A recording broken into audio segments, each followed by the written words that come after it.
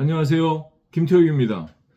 음, 오늘 또 많은 구독자님들이 저희 컴퓨터 안에 이렇게 들어가서 보니까 차단을 당하셨더라고요. 그래서 지금 풀고 있는 중입니다. 저희는 차단을 시킨 적이 없습니다. 그 구독자님들 저희가 잘 알고 있어요. 댓글을 열심히 달아주시는 분들이에요. 민주시민이시고 나라를 사랑하시는 시민이십니다. 제게 이런 댓글들을 많이 보내주셨어요. 미안합니다. 저는 비겁하게 이렇게 댓글을 다는 정도밖에 도울 수가 없습니다. 다른 도움을 또 다른 시민께서 다른 도움을 드릴 수 없어서 죄송합니다. 제가 이렇게 댓글을 달아드릴 수밖에 없고 다른 도움을 드릴 수 없어서 죄송합니다. 이렇게 참 마음이 뭉클해요. 댓글을 보내주신 모든 시민 여러분께 감사를 드립니다. 댓글은 참 중요합니다. 이 문제가 저희 사회에 참 문제 아니겠습니까? 이것도 작은 문제가 아니죠. 우리가 피해를 당했는데 어떤 범죄 피해를 피해를 당한 피해자가 어떻게 가해자로 뒤집히는지 본건에서 적나라하게 다루고 있습니다. 이 피해는 시민 여러분들이 다 당할 수 있는 거예요. 여러분들 야생 세계에서 벌어지는 동물의 왕국 보셨죠? 그 맹수들이 하이에나들이 어떤 그 떼지어 있는 초식동물은 빠르잖아요. 이렇게 확 뛰어 들어가서 그 중에 약한 것을 하나 골라서 막 추격하죠. 그래서 무리에서 떨어져서 막 도망 다니고 그럴 때 협공을 해서 한 마리를 잡아서 뜯어먹는 거죠. 그래서 그 거대한 초식동물의 무리들이 한꺼번에 전멸하지 않습니다. 그러면 또 새끼도 낳고. 어떤 초식동물은 일생 내내 그런 하이에나 만날 기회가 없을 거예요. 빠르게 뛰고 또 무리 가운데 중간에 있어서 뭐 어떤 위험이 감지돼서 따닥 소리가 나면 후다닥 뛰니까. 그래서 평생 동안 뭐 하이에나 만나보지 못한 초식동물도 있을 수 있습니다. 그런데요, 하이에나들은 계속 뜯어먹는 거죠. 그 약한 것들을 하나 잡아서 이렇게 표적이 되면 그냥 집중적으로 공격해서 뜯어먹는 거죠. 네. 시민 여러분 자신과 또 그 아내 그리고 자녀들, 그 아버지 어머니들 지금 이런 범죄 피해를 입을 수 있는 것입니다. 그래서 이게 작은 문제가 아니죠. 한 사람을 그렇게 공격하면요 경제적으로 쩔딱망하게 할 수 있어요. 또 죄를 뒤집어 씌우면 감옥 보낼 수 있습니다. 그래도 제가 이렇게 어려운 환경 가운데에서 생명 위협도 받고 또 제가 뭐 다투는 거 좋아하는 사람은 아닌데 거친 환경 가운데에서 일을 해봤어요. 그런 통영경찰서의 그런 부채도사 그런 무지막지한 사람들보다 여러 배 더 무지막지한 사람들을 만나봤어요. 그리고 따져보고 그리고 또 주위에 있는 사람들도 보호하고 저희들의 안전도 또 보호하고 또 그렇게 해왔던 경력이 있기 때문에 그렇게 속수무책으로 당하지 않고 이런 증거들을 확보했던 것입니다. 그래서 시민 여러분들과 함께 공유할 수 있는 거예요. 저는 이 유튜브 방송을 통해서 제가 얻을 수 있는 게 무엇이겠습니까? 가끔 여러 시민들께서 뭘 돕고 싶다고 이렇게 댓글을 달아주시거든요. 제가 어떤 경제적인 어떤 도움을 지금 바라지 않습니다. 그리고 구독자가 많이 늘어나도 광고 안 할 것입니다. 내가 어떤 그런 것과 그 목적이 틀려요. 그리고 제가 구독자 또 공유 부탁드린다고 댓글 부탁드린다고 많은 조회수가 나오기를 원합니다. 왜? 많이 확산돼서 공론이 형성되기를 바라요. 댓글은 시민 여러분들의 뜻이 담겨 있거든요.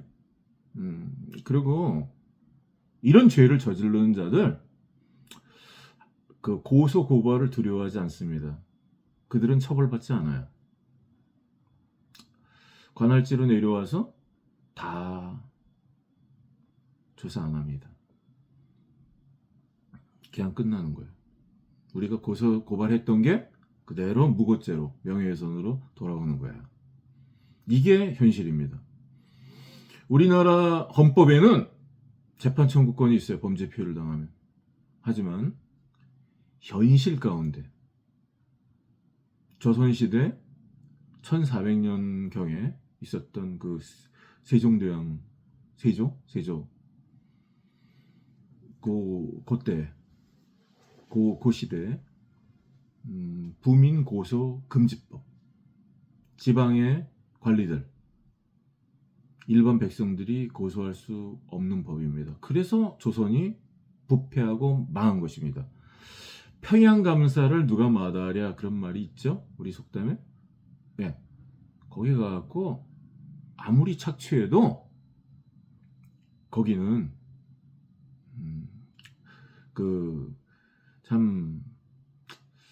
거기는 마음껏 약탈할 수 있는 곳이기 때문에 그래요. 북쪽 평양 그쪽은 또 미인들도 많고 거기 평양감사 가면 돈을 버는 겁니다. 그냥 많은 돈을 버는 겁니다. 백성이 아니에요. 착취의 대상이지. 우리나라가 실제로는 민주주의 법치국가인데요. 그 법은 실정법, 실제로 그것은 현실 세계에서 작동하지 않습니다. 그들은 범죄를 저질러도 처벌받지 않습니다. 저는 이 유튜브를 통해서 어떤 법적인 조치를 취하는 게 아니에요. 저는 이 유튜브를 통해서 이런 범죄들이 은밀하게 깊숙이 여러 곳에서 행해지고 있다는 것, 그 댓글로 이렇게 댓글로 나오는 여러 시민들의 그런 눈물을 보면서 또 그 댓글을 통해서 여러 시민들이 또 보시는 거죠. 이런 여론들을, 이런 시민들의 공론을 건전하지 않습니까? 나라를 사랑하는 시민들이 이런 나라의 시스템을 우리 후손들에게 물려줄 수 없는 것, 이런 나라를, 이렇게 썩어가는 나라를 우리 자식들한테, 우리 손자들한테 물려줄 수 있겠습니까? 이 정도로 그칠까요? 아니에요. 필리핀도 70년대에 잘 살았습니다. 대한민국보다 잘 살았어요. 박정희 대통령이 필리핀에 가셨을 때 그 필리핀의 대통령이 만나주지 않았습니다. 아르헨티나도 잘 살았어요. 베네수엘라도 잘 살았습니다. 그리고 지금도 자원부국이에요. 사우디아라비아보다 더 원유 매장량이 더 많습니다. 그래도 국민들이 쓰레기통을 뒤져먹는 거예요. 10대 어린아이들이 매춘을 하는 거예요. 범죄율이 정말 1, 2위를 다투는 거죠, 세계에서. 살 수가 없는 겁니다. 공무원이 부패하면 그렇게 나라가 망하는 것입니다. 자원이 많아도 망하는 거예요. 우리 대한민국에 얼마나 유능한 분들이 많습니까? 만약에 이 나라가 서로 경쟁할 수 있는 그런 법과 제도가 있고 땀 흘리는 사람들한테 노동의 대가가 돌아가면 왜 일어나겠습니까? 대한민국 국민들이 일하기 싫어서 외국에서 인력들을 이렇게 이렇게 손쉽게 인력들을 수입해서 그렇게 하는 건가요? 임시 방편이죠. 또 그게 어떤 결과를 초래합니까? 외국에서 들어오신 분들은 또 국내에서 적지 않은 월급들을 받죠. 그 한국 사람들도 똑같은 월급을 받죠. 여기 건설 현장에 가면 그 외국인들 한국인들이랑 차별 없죠. 어떤 공장이나 그 어떤 그 조선소 같은 데 가도 대부분 외국인들 많이 고용해 쓰죠. 우리나라 또 기술들이 넘어가는 겁니다. 핵심 기술들이. 그래서 그분들을 숙련해 주면 또 이제 그분들이 중국이나 다른 나라에 가서 기술자 대우를 받고 더 많은 또 월급을 받으면서 잘 사는 거죠. 뭐 우리 국민들도 이렇게 살 수 있으면서 그분들도 살 수 있으면 좋은데 이 저출산 문제 이런 것들도 왜 이러냐? 저는 그런 사회적인 문제가 있다고 생각합니다. 먹고 살기 해주고 한국에서 태어나서 한국에서 비싼 학비를 대고 대학을 졸업해서 또 여기서 소비를 하고 애를 낳고 살려면 돈이 많이 필요하잖아요. 외국인들은 아니잖아요. 여기서 한국인이랑 동일한 월급을 받고 인건비를 받는다면 그 동남아나 중국 동북 지역에 가게 되면 그 어떤 물건을 사도 한국에서 하나밖에 못 사는데 거기서는 3개, 4개, 5개 살 수 있죠. 농산품 더하죠. 정말 값어치가 있죠. 근데 한국 사람들은 여기서 돈 벌어서 여기서 소비해야 되지 않습니까? 애 낳고 가정을 이루고 집세를 내고 집값은 굉장히 올려놔서 20, 30대 사람들이 어떻게 집을 살 수 있겠습니까? 또 얼마나 비싸요 월세가. 그런데 이렇게 환경들을 만들어 놓고 통영경찰서처럼 그 부채도사들이 그냥 부채가 이렇게 넘어가면 어디에 이권이 있고 어디서 돈이 들어오면 그게 피해자든 가해자든 보험 사기꾼이든 거기 돈이 되면 거기 편을 들어주는 거죠. 공문서 다 위변조하고 영상까지 건드려서 위변조된 걸 사용하는 거죠. 내가 다툴 데가 없어서 경찰서 가서 시비를 걸겠습니까? 만약에 그런 식으로 인생을 살아왔다면 그 범죄 경력이 있을 거예요. 저는 없습니다. 사람들과 그렇게 분쟁해보지 않았습니다. 원수지고 살지 않았습니다. 통영경찰서에서 이런 일을 만났어요.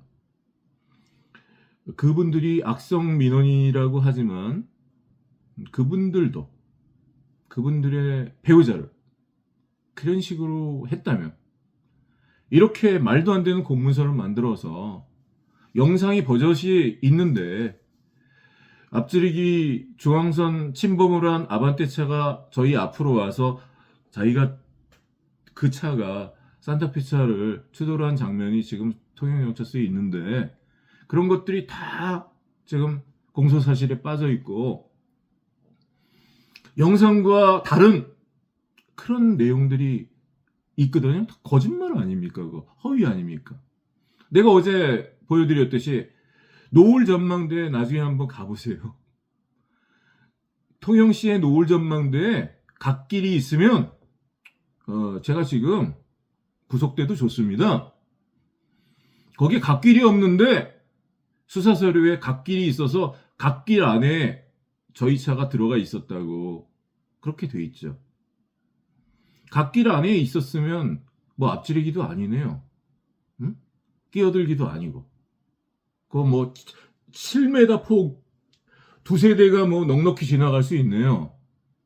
그 새빨간 거짓말이니까. 왜 그렇게 만들겠습니까? 보험 사기꾼을 돕고 보험 사기꾼과 함께 짜고 해먹는 거죠. 그리고 누군가 한 명은 그 사건의 피해자가 돼야 되지 않겠어요?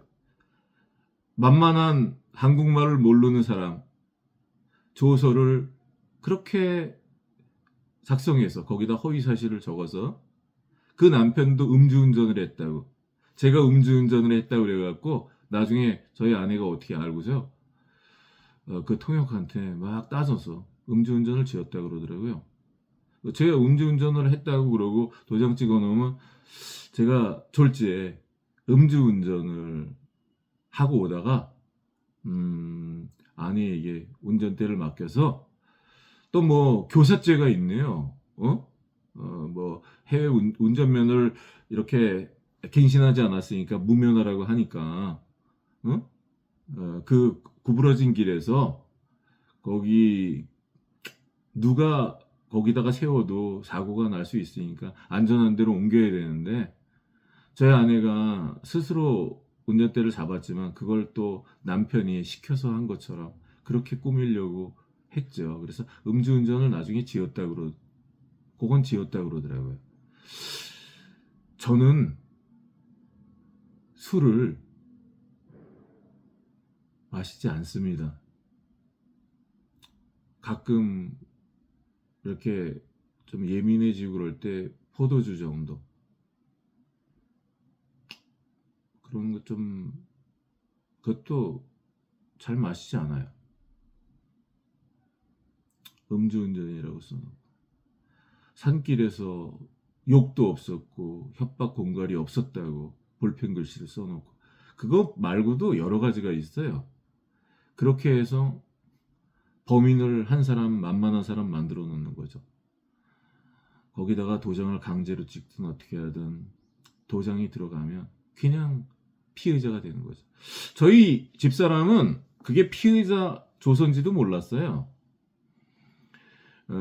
그게 왜 무슨 영문으로 거기를 끌려가야 되는지도 몰랐습니다. 이렇게 천장에다가 차 수갑을 매서 대롱대롱 매달아서 그 항거하지 않는 부녀자를, 한국말도 모르는 사람을 그렇게 파렴치하게 그렇게 데려가서 그 계속 간판에 가두겠다고 협박해서 도장을 갖다 찍지 않으면 나갈 수 없다고, 아픈 사람을. 그러니까 두렵고 겁이 났겠죠. 그러니까 그러고 도장을 찍고 저한테 조서를 가지고 밤에 들어왔어요. 12시 넘어서.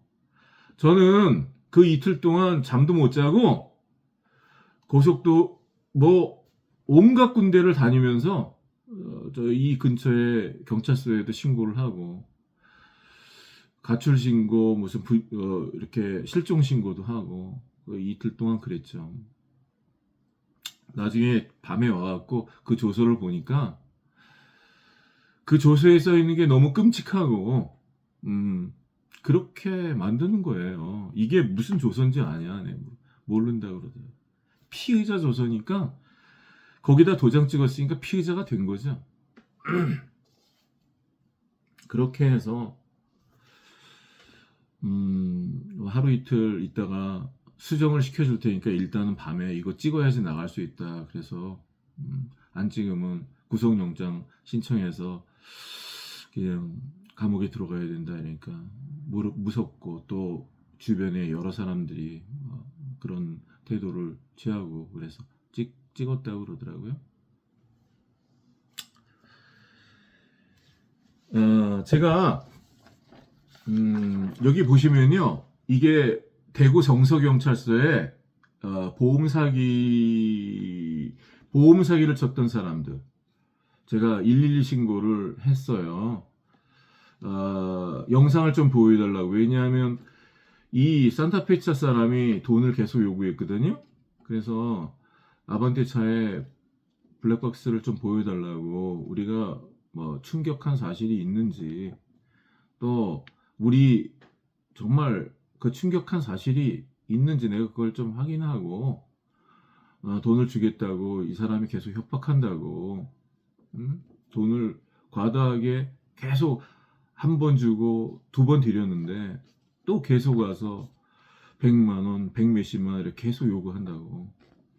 그거 내가 충격 장면만 보고 내가 돈을 줘도 줄 테니까 좀 보여달라고. 그러니까 이 사람이 맨 처음 보여줄 것처럼 아반떼차 측에서 하다가 보여주지 않고 나중에 보여준다고 그러고 뭐 경찰서에 신고를 하든지 마음대로 하라고 그랬거든요. 내가 타일렀어요. 당신은 지금 나이도 젊은 사람이고 앞으로 돈 벌 수 있는 기회도 많이 있는데 이러지 말라고. 이렇게 하면 이렇게 형사 신고하고 그러면 처벌받지 않냐. 그때는 제가 잘 몰랐죠. 그 사람들이 그렇게 경찰들이랑 깊은 관계가 있는지 몰랐죠. 근데 대구 성서경찰서에 112를 통해서 갔거든요. 그래서 112를 통해서 이렇게 신고를 하고 갔는데 저는 몰랐죠. 그게 수사가 진행되는 줄 알았죠. 근데 12월 초쯤에 11월 말 정도에 저를 불러서 가서 뭐 고소인 보충 조사를 받으러 오라고 그러더라고요. 그래서 제가 갔죠. 갔는데 아파도 이제 갔는데 나중에 알고 보니까 고소인 보충 조사도 아니고 진술 조사였습니다. 근데 그 진술 조사도 제가 사인을 할 수가 없었어요. 엉터리로 적어놨기 때문에. 내가 진술한 대로 적지 않고 엉터리로 적어놨기 때문에. 그 사실 제 말이 아니에요. 그건 수사관이 엉터리로 써놓은 거예요. 그래서 내가 사인할 수 없었어요. 다시 작성하자 그랬어요. 그리고 그때 너무 장시간을 불필요하게 이렇게 앉혀놓고 그렇게 오도 가도 못하게끔 차가 다 끊어질 시간까지 그렇게 붙들어 놓고 있었기 때문에 너무 머리도 아프고 허리에도 굉장히 큰 그런 통증이 느껴져서 그래서 아무튼 일어나고 왔죠. 그리고 그 후에 이제 몸이 편치 않아서 오도 가도 못하고 통영이 있었죠.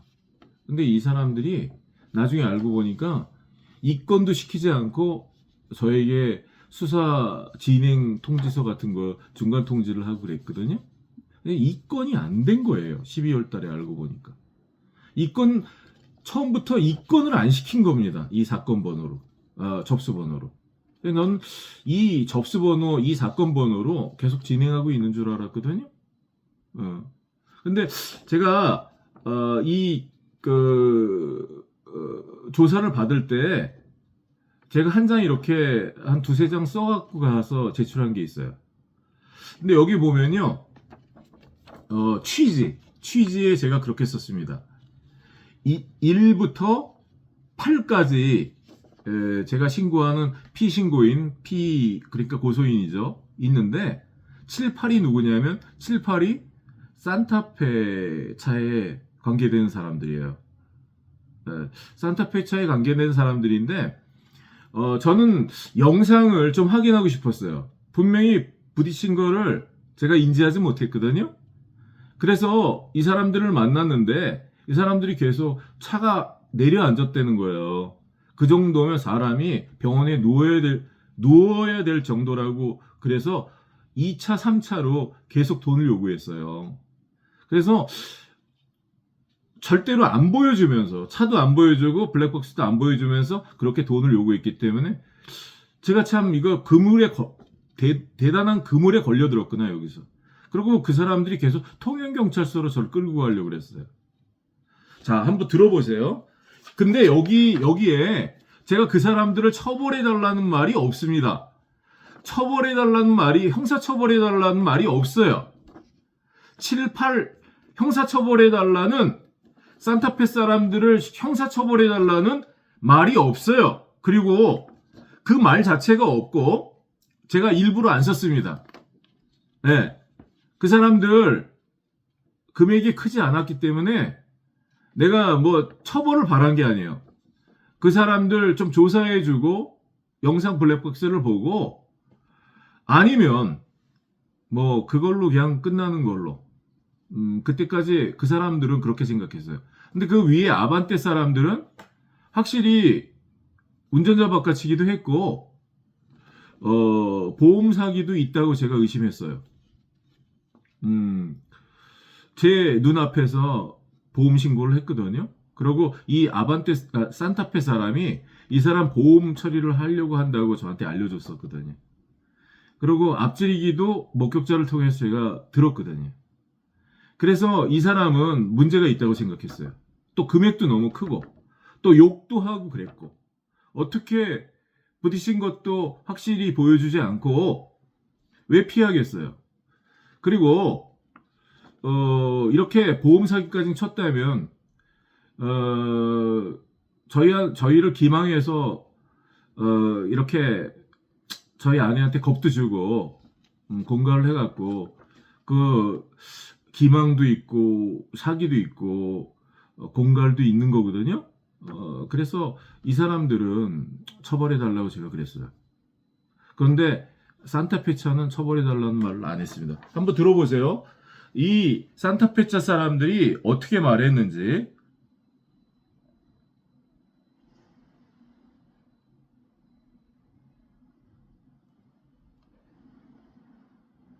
주차 상태에서 박힌 사람이라서 그래서 차만 고치면 된다는 저를 갖고 왜 이런지 모르겠다.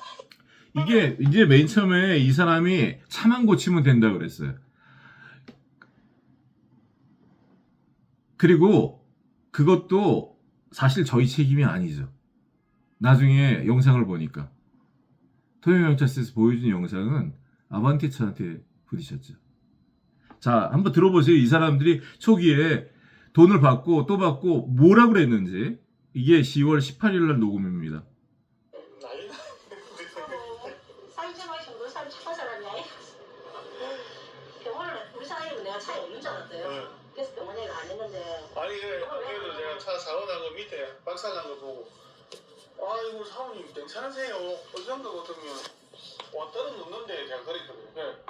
사장님 아이고 이 사람은요, 산타페 사람이랑 같이 이렇게 사기, 이렇게 말하자면 이것도 일종의 협박이거든요. 돈을 계속 요구하면 어떻게 해요? 근데 통영경찰서로 끌고 가겠다고 그러는 거죠. 통영경찰서 제가 몇 달 전에 가서 그렇게 거기는 사람이 들어갈 곳이 아니다, 이렇게 정말 가기 싫어요. 그런데 차가 주저앉았다는 거죠. 그 정도 사고면 사람이 병원에 누워야 될 정도라는 거죠. 아니 나는 모르고 그냥 엊그제 그래서 아무튼 이 녹음 말고도 다른 녹음과 문자가 있는데요. 시간 관계상 요 정도만 제가 아무튼 영상을 볼 때 톡 그렇게 터치 정도 한 건데 그 범버나 그 앞에 어디 망가진 데도 없는데 차가 내려앉았다는 거, 그걸로 사람이 병원에 누워야 될 정도라는 거. 근데 그 차에 사람이 타고 있지 않았다고 그래요. 아니, 지금 아프다는 사람, 그 사람이 밖에 나와 사진 찍는 것을 본 사람들이 있습니다.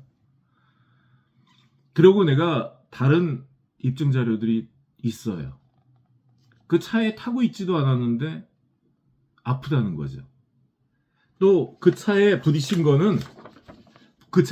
거는 가해 차량이 아반떼 차라고 돼 있는데 여기 보험 가입 증명원에 롯데보험 저한테 1차 배상을 받고 2차, 3차로 2차 또 받고 또 더 많은 돈을 받아내려고 하다가 내가 블랙박스를 보겠다 그러니까 통영경찰서에서 전화를 차단하라고 그래서 차단을 했대요.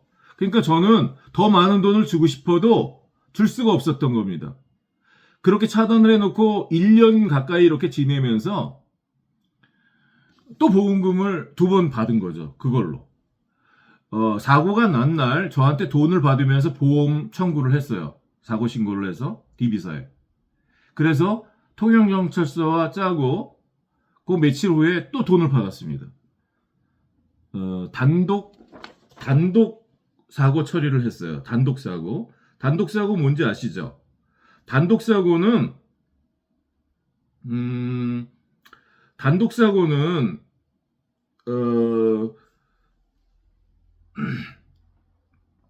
말하자면 자기 혼자 사고를 낸 게 단독 사고예요. 그 단독 사고 처리를 이 사람이 했다고 합니다. 이거 보세요. 들어보세요. 건데 22년 10월에 어디신지 여쭤보는 거예요. 그 사건 관련자입니다. 거기. 그러니까 피해자분이시라는 거예요, 가해자분이시라는 그렇죠. 거예요. 예, 피해자입니다. 그럼 이 차는 단독 사고 처리 접수해서 처리 받으신 건데. 자, DB사에서 이렇게 말했습니다. 단독 사고 처리. 만약에 저희 차가 가해자라면 가해자한테 배상을 받아야죠. 아무튼 기망이 됐든 협박이 됐든 배상을 해줬죠. 그거 받고 또 보험회사에 단독 사고로 보험금 청구를 사기로 한 것입니다. 누가? 산타페 차주가. 그리고 그것을 누가 교사하고 누가 지휘 감독을 했냐면 통영경찰서가 한 것입니다. 입건도 시키지 않고 가해자 피해자 조사도 안 하고 교통사고 사실 확인원도 없고 그 며칠 있다가 그리고 그렇게 2번, 3번을 받았잖아요. 사기로. 그리고 3차로 이렇게 롯데사에 또 보험금을 받으려고 이렇게 또 가해자 아반떼차, 피해자 산타페차 이렇게 해서 또 신고를 한 거예요. 이거 받았는지 안 받았는지 모르죠. 그리고 제가 알고 있는 바로는 이 아반떼 운전자는 아반떼차를 운행할 때 보험 적용을 받을 수가 없습니다. 이것은 아반떼차 보험 서류가 아니에요.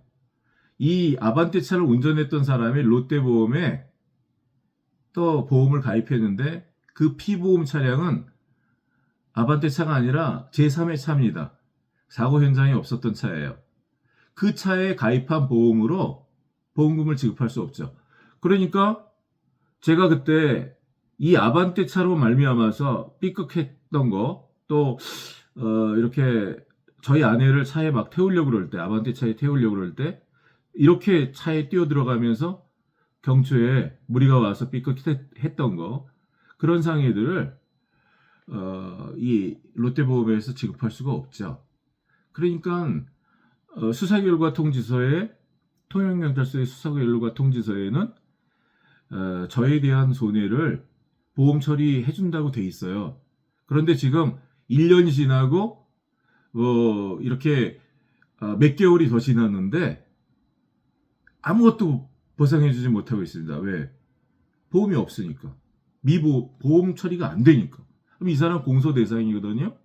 12대 중과실 앞지르기 사고도 유발했고 또 중앙선도 밟았고 본인들이 가해자 피해자라고 하고 보험금을 2중 3중으로 이렇게 받아 챙겼고 사기죠. 또 이거 보험금을 사기로 또 받고 저한테도 받고 이걸 알면서도 또 보험 신고 청구를 하려고 이렇게 신고를 한 거니까 보험금은 못 받았어도 보험 사기 미수죄가 있죠. 이거. 근데 이런 것들을 통영경찰서에서 다 덮고 있는 겁니다. 그리고 이런 사람들을 충동질해가지고 보험사기죄로 오히려 저를 보험 사기를 친 사람들을 충동질해갖고 저를 무고죄로 건 거예요. 그래서 제 사건이 대구 서부지청에서 구공판 한번 해부했고, 여기 해운대 경찰서에 또 구공판 한번, 구공판은 아니죠. 부산 동부지청? 거기에 송치가 돼갖고, 얼마 전에 또 보충 수사를 하셨대요.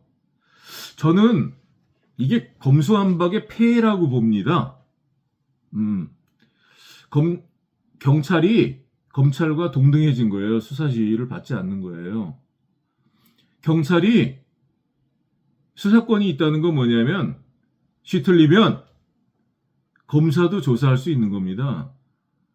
판사도 괴롭힐 수 있는 겁니다. 그러니까 사실 이 사람들이 구공판을 회부하려고 했다고 생각해요. 통영경찰서가 진원지라고 생각합니다. 통영경찰서는 자꾸 다른 말을 하는데요. 나는 검수완박 전에 감히 통영경찰서에서 그렇게 못할 것이라고 생각합니다. 어떻게 보험사기 범들과 보험사기를 쳤던 경찰서 직원들과 함께 저를 집단으로 무고죄로 고소할 수 있습니까? 시민 여러분, 왜 고소사건을 이렇게 많이 만들어 놓는지 아세요? 그것도 일종의 전과거든요? 그러면 제가 무고죄로 2군데, 3군데에서 공판에 회부되어 있고 송치되어 있다면 그것을 근거로 해서 이 사람은 상습범이다 이래서 또 중형을 선고할 수 있는 거죠. 제가 생각하는 게 틀렸습니까? 그렇게 방향을 정하고 죄를 뒤집어 씌운 거 아니에요. 내가 무고가 있습니까? 내가 영상 위변조한 거 휴대폰 영상을 쓰지도 않았는데 썼다고 그래요? 녹음이 있는데. 그리고 이런 여러 가지 서류들, 이런 수많은 서류들, 허위 공문서가 있는데 허위 공문서나 휴대폰 영상을 가지고 제가 문제를 제기했던 건데 그게 고소고발했던 건데 시키는 대로 그게 죄가 성립이 됩니까? 그리고 고소고발을 안 받아주고 경찰서 못 들어가게 해서 경찰서 문 앞에 공익고발합니다. 통영경찰서장님. 그렇게 범죄 신고를 한 건데 그게 시민들이 봐도 도움이 되는 공익고발이고 범죄 피해를 당한 시민이 경찰서에 가서 고발하지 그럼 어디 가서 고발합니까? 내가 버스터미널을 가갖고 여러 사람 앞에 공연했어요? 어떤 사람들 특정인을 비난하면서 허위사실로 그랬어요? 내 아내를 치상죄를 씌워서 영상과 다른 그런 공문서로 체포하고 고금하고 조서에 허위를 써서 강제로 도장을 받고 송치를 시켜서 그 남편도 그걸 따지니까 구공판에 회부하고 또 구공판에 회부하고 전국으로 뭐 이렇게 경찰서에 전화 오게 만들어서 가면 조사 안 해주고 그냥 송치시켜버리고 이렇게 했던 것이 막장 아닙니까? 이게 막장 아닙니까? 이렇게 해서 죄를 뒤집어 씌워서 전과 기록을 만들어서 멀쩡한 시민을 그렇게 할 일들이 없어요? 그렇게 할 일들이 없습니까? 국민이 내는 세금으로 그런 범죄를 저질러도 되는 거예요?